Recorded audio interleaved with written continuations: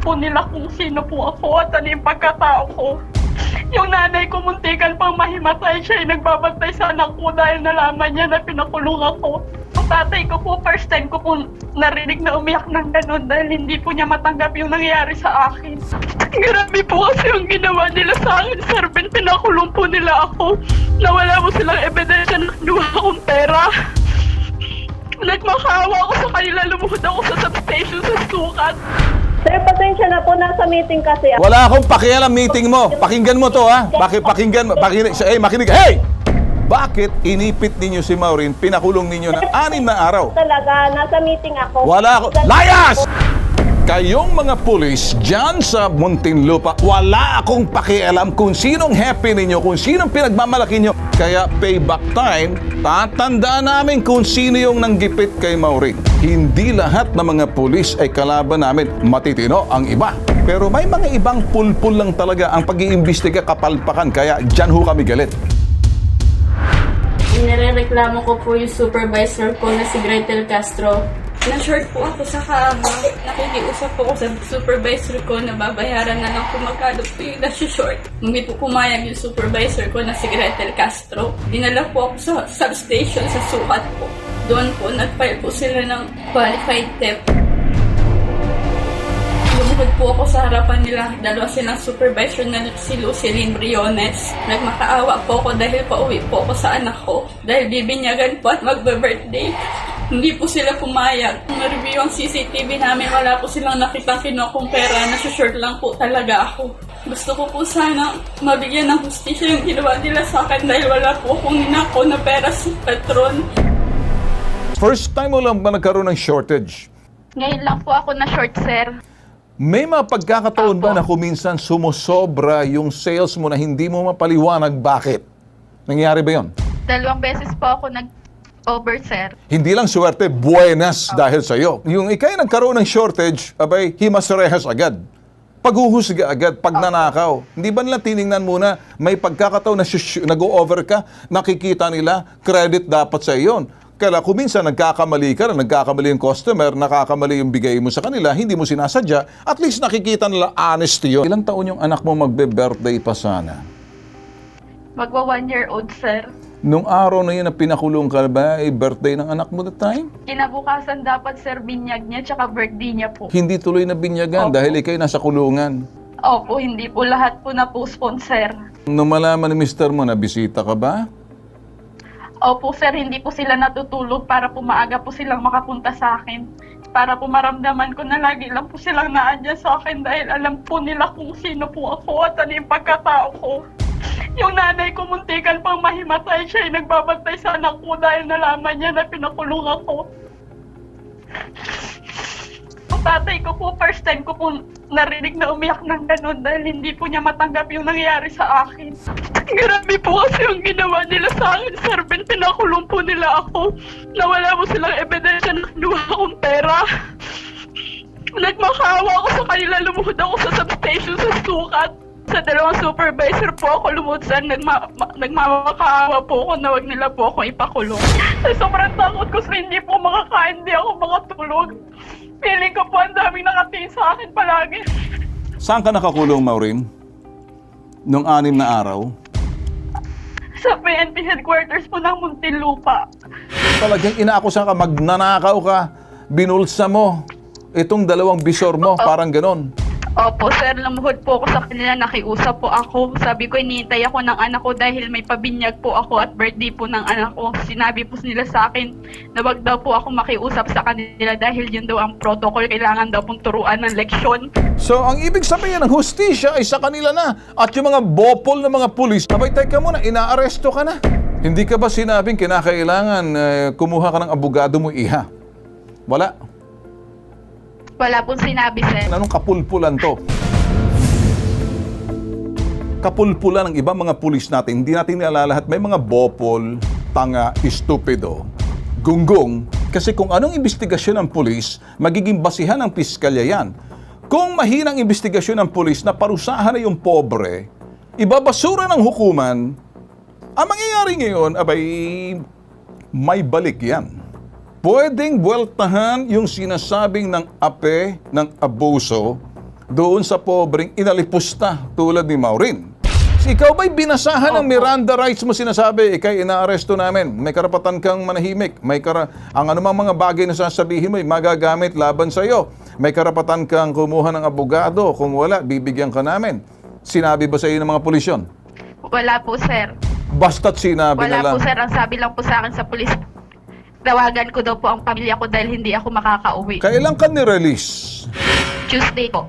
So Tuesday ka lang ni-release at sinabi ng fiskal, release for further investigation.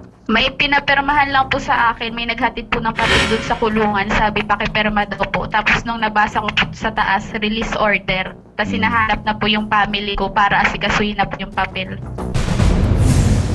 Gretel, okay, alam na namin ang kaso dyan, inimbestigahan namin pati polis at lumabalabas, Gretel, pinakulong ninyo si Maureen Nieva. Ay, sir, wait lang po. Sandali, Gretel! Sandali!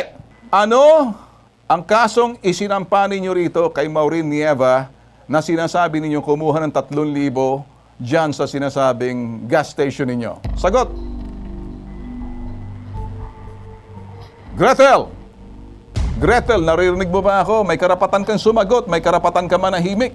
Sir, pasensya na po. Nasa meeting kasi ako. Wala akong pakialam meeting mo. Pakinggan mo to ha. Malalagay sa alangarin ang business permit ng inyong gas station, pati may-ari. Kikwestiyonin namin kasi may kasong kriminal laban sa inyo. Doon na lang po kayo kasi nasa meeting po ako. Okay, makinig ka ha. Ako ngayon, binibigyan kita ng pagkakataon, magpaliwanag. May nilagay pa kayong papapahiya na sinasabi ninyo, itong si Maureen. Sinong gumawa nito? Kumpanya? Nasa kumpanya lang. Oo nga, ibig sabihin ng kumpanya. Bakit pakinggan, makinig. Hey! Bakit inipit ninyo si Maureen, pinakulong ninyo ng 6 na araw? Talaga, nasa meeting ako. Wala ako. Layas! Alam po ninyo, sa sino mang gustong umaresto, mapa-autoridad man siya, pulis, militar, law enforcement agency, or kahit na po isang pribadong tao, basta't nakaresto dahil inaakusahan nila yung aarestuhin na gumawa ng krimen, may mga tungkulin po yan sa ilalim ng batas na tinatawag na Republic Act 743A. Babanggitin sa kanya ang kanyang mga karapatan. Ang unang karapatan, karapatan niyang manahimik, karapatan niyang huwag magsalita, karapatan niyang huwag sumagot sa mga tanong ng mga pulis o ng sino pa mang ibang tao na nagtatanong sa kanya may kinalaman sa krimeng iniimbestigahan. Pangalawa, meron pong tungkulin ang mga pulis. Antimano right away, pati na po ang mga pribadong tao na magbigay sa kanya ng abogado. Tungkulin po nila yan sapagkat nais po ng ating saligang batas mapangalagaan ang kalayaan ng bawat mamamayan at hindi mayuyurakan ng mga overviewer, ng mga pulis na masyadong agresibo upang pagbigyan yung mga tao nagrereklamo at yung mga tao na gusto makaganti laban sa mga kinamumuhian nilang kapwa. Ano po ang parusa pagka hindi nila binanggitan ng mga karapatan yung taong kanilang inaaresto? Meron po silang parusang pagkakabilanggo hanggang 12 taon. At sa mga pulis, naku po, magkakaroon po sila hindi na lamang ng pananagutan sa ilalim ng criminal case ng paglabag sa Republic Act 7438, papasok din po sila sa Republic Act 3019, Anti-Graft and Corrupt Practices Act. At ang masakit, mga kapulisan, pakinggan po ninyo to, perpetual disqualification from public office po kayo. Hindi po ito turing lang na simpleng negligence o kapabayaan. Itinuturing po by express provision of law, Republic Act 7438, na yan ay paglabag kriminal. Ayun. Isang krimen po yan na napakabigat ang parusa, 12 taong pagkakabilanggo, may multa ng hanggang 200,000 at matatanggal pa sa serbisyo at hindi na muling makakabalik pa, hindi na lamang sa kapulisan, hindi na lamang sa law enforcement agencies ng gobyerno, kundi sa iba pang mga ahensya ng pamahalaan buong buhay nila. Kailangan ko magpasa ng counter affidavit. Ayun! Attorney, counter affidavit. Ano ang magagawa ng bitag ang Attorney Batas Mauricio Sanib Puersa alang-alang dito serbisyo publiko? Maliit na kababayan natin, walang ibang takbuhan kundi tayo. May paglabag sila sa batas eh. Gawan din natin ang sinumpang salaysay si Maureen. Isama din natin. Sabay ng kasong ito. At pagkatapos, sampahan ng kasong Republic Act 7438 yung kanyang supervisor, kung Okay. sino man yon, Kumpanya. yung mga kapulisan na Yun. umipit na sa kanya dyan. At Mm. sa lahat pa ng iba na may kinalaman sa kanyang pagkakatitine sa loob ng 6 na araw hanggang siya'y pinakawalan ng piskalyan. Attorney, hindi natin nilalahat. May mga pulis na matitino, may mga pulis magagaling, may mga pulis na Dapat po. palpakis. Dito ako nagagalit ng gagalain, Attorney. Dito, kaya nakikita ko si Maureen, nakapareho, nagdurusa ngayon. Walang trabaho. Kinakapos. Ano naman ang gusto mong sabihin doon sa kay Gretel? Hindi ko po siya mapapatawad, Sir Ben. Dahil po sa ginawa niya sa akin, gusto ko maranasan niya rin po yung hirap na naranasan ko sa loob ng kulungan. Hindi po ako papayag kapag humingi siya ng tawad sa akin.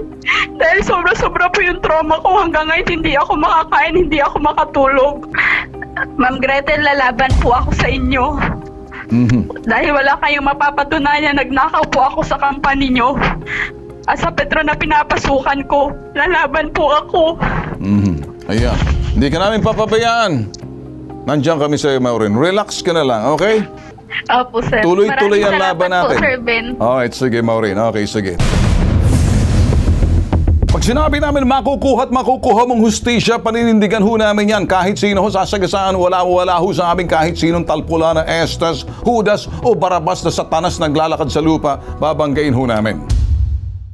Ngayon, lumutang ho ang 6 na dating mga empleyado nagtatrabaho, mga bossing. Sinasabing gas station, yan ho sa Muntinlupa. Nagtatrabaho noon bilang mga pump attendant sina Edna at si Marlon. 2 sa 6 na lumapit sa pambansang sumbungan upang ireklamo itong si Gretel Castro. Si Gretel Castro, bisor umano ng Petron Gas Station sa West Service Road, Muntinlupa, ay isa palang area manager na siya ring nakakasakop sa kanila sa Total Gas Station. Sila ho yung nag-reach out sa atin matapos silang mapanood. Kilala nila si Gretel. Kay Edna, kilala mo ba si Gretel Castro, yung dating manager ninyo sa Total na sister company ng Petron? Oo, hindi.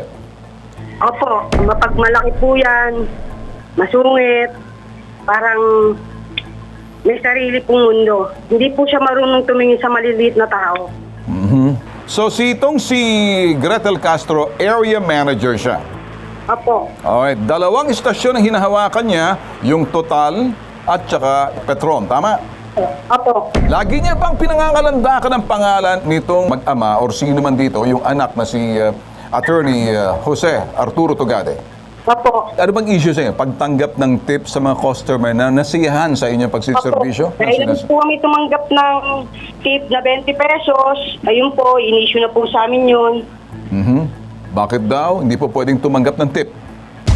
Protocol daw po nila yun. Alright. Sinuspindi po kami. 5 days. Dahil lamang sa 20 pesos na tip. Opo. Sinuspindi ka agad. Opo, 6 po kami sinuspinde.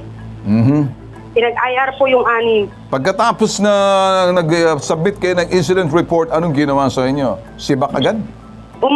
Pinag-attend po kami ng Zoom meeting. Okay. Para sa hearing. Okay. Yung mga meeting namin, yun po ang ginawa nilang termination sa amin. Ikaw naman, ano masasabi mo sa ginawa nila kay Maureen? Kilala mo ba si Maureen sa kabilang gas station na yan na sister company ng inyong kumpanyang pinagtatrabahuan?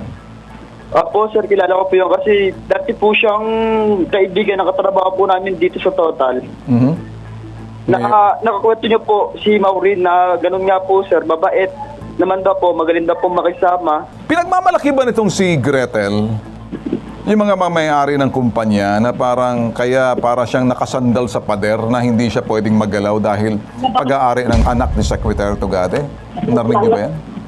Opo, sir, lagi niya po binabagit sa amin yun. Tapos tatawagan niya po yung OIC namin na si Aiko. Tapos sasabihin po doon na maglinis nga daw po kami kasi bibisita nga raw po si Sir JMT. Okay.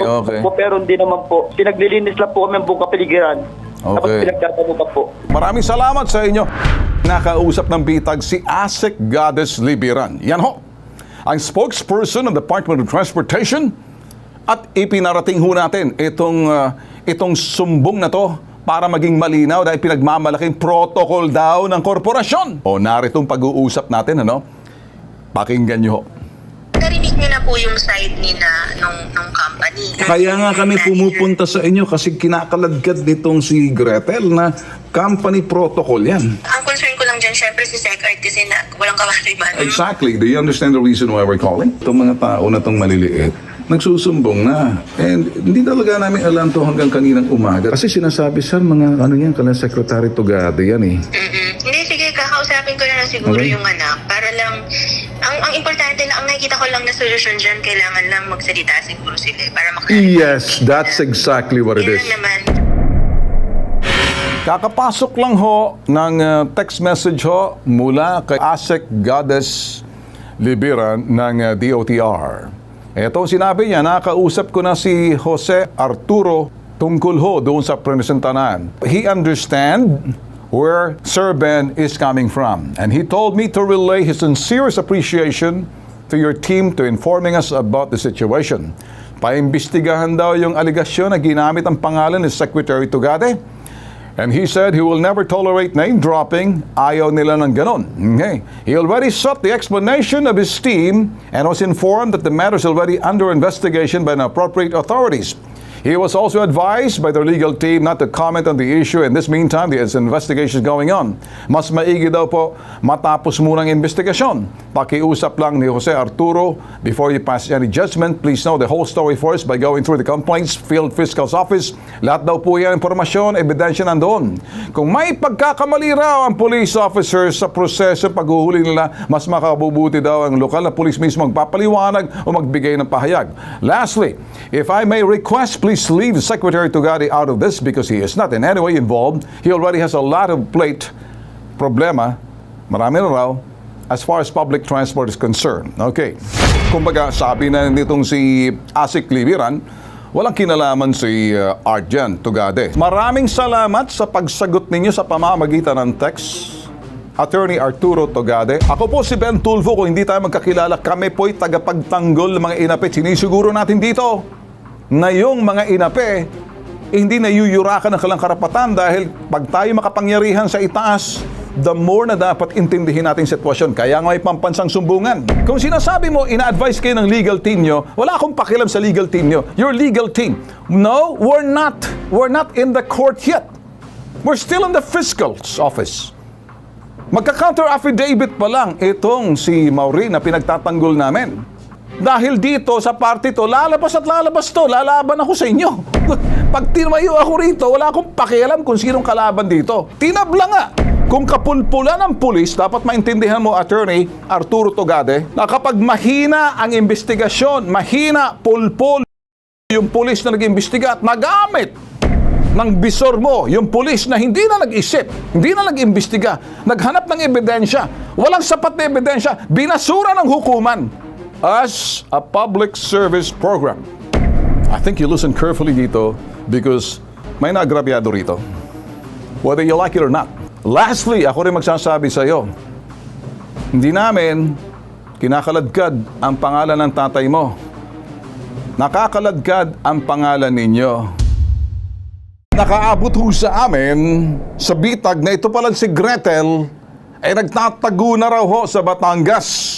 Simula raw nang himasok ho ang bitag mga bossing, abay hindi na raw pumapasok itong si Gretel sa Petron Station sa Barangay Kupang, Muntinlupa. Ayon kay Maureen, hindi na rin nakipagkita itong si Gretel noong 29 ho ng Oktubre sa paghaharap ho sa kanilang piskal. Maganda rin ho siguro itong update ho ng abogado ho natin. Mas magandang pakinggan ho muna natin.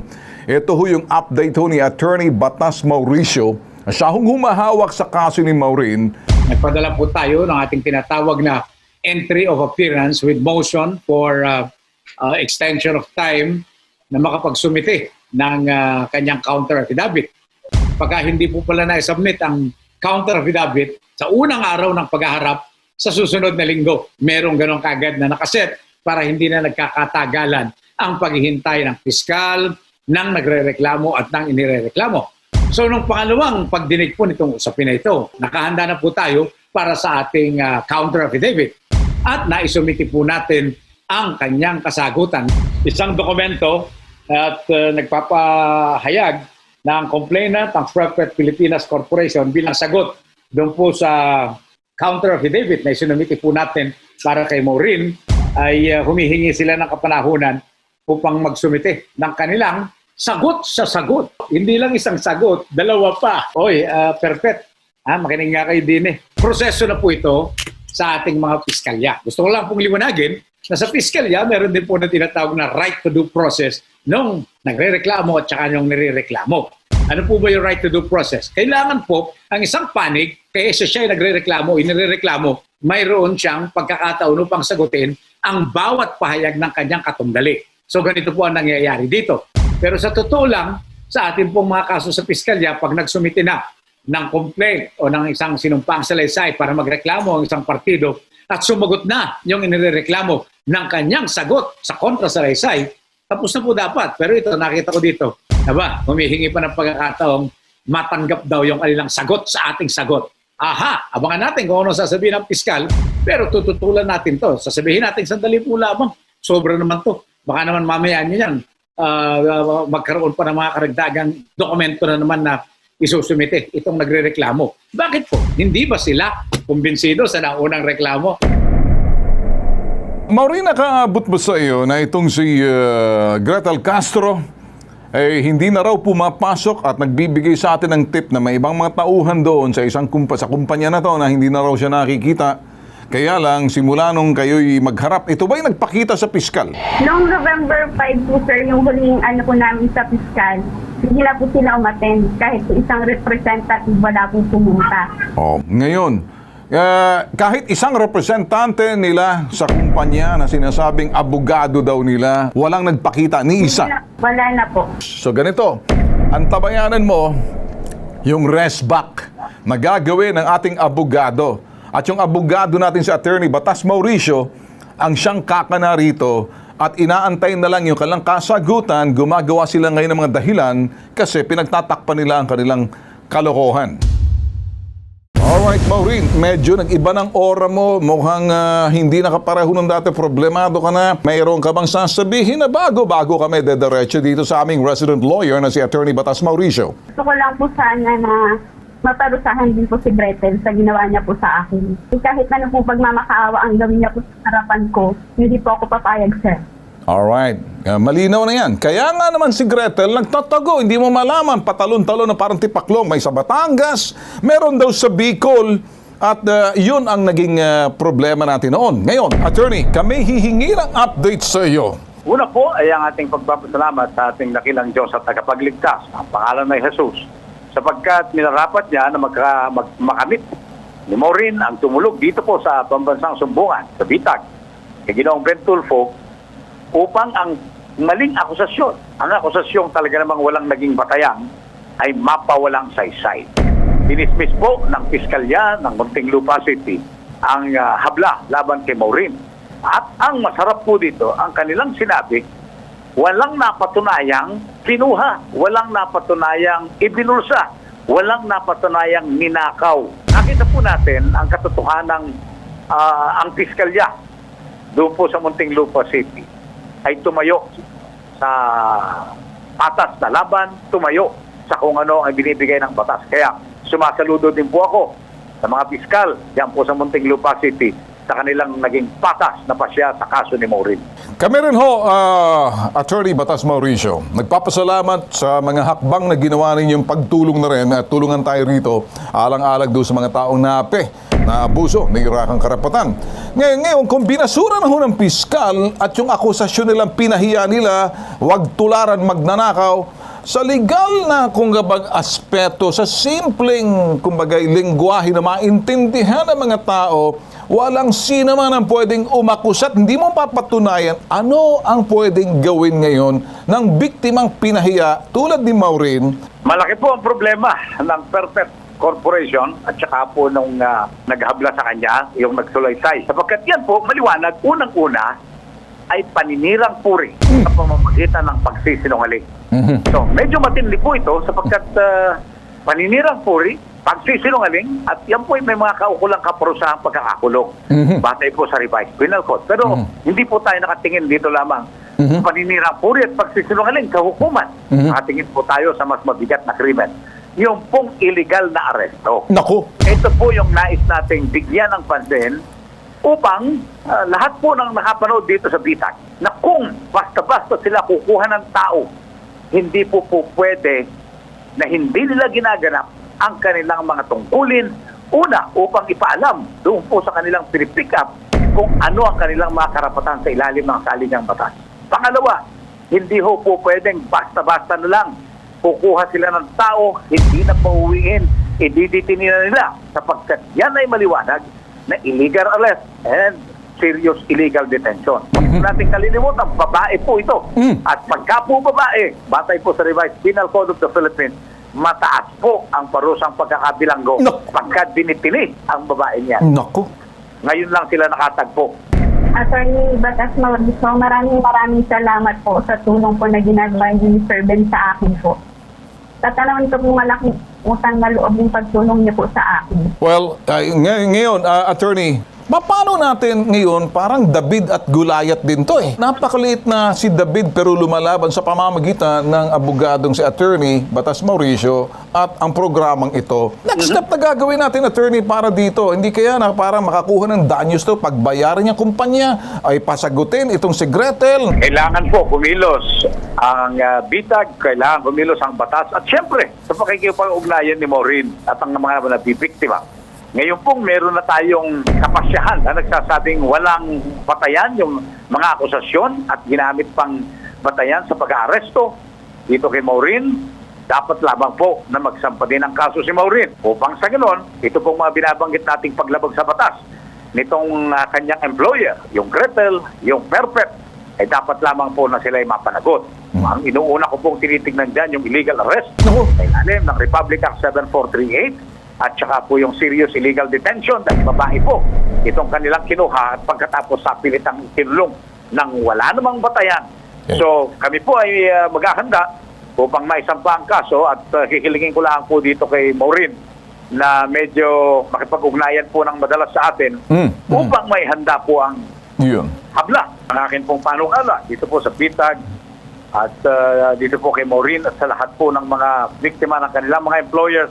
Kailangan po nating gumising, kailangan po nating pagtanggol at ang ating mga karapatan upang sa susunod, hindi na po pag-iisipan ng kahit sino man, ano man ang kanyang posisyon, na magagawa nila ito ng walang kaukulang salya laban sa kanila.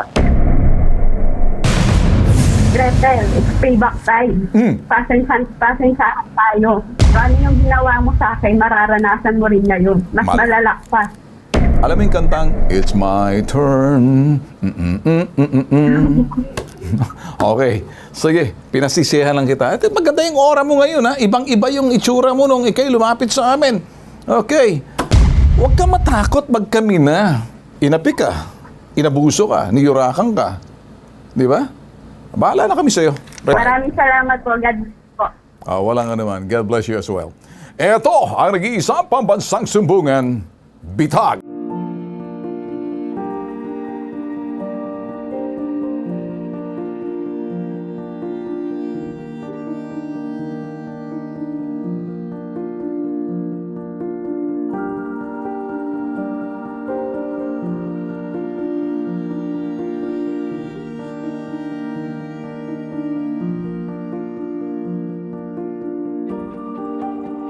If you like this video, give us a thumbs up, click like, and subscribe to be notified.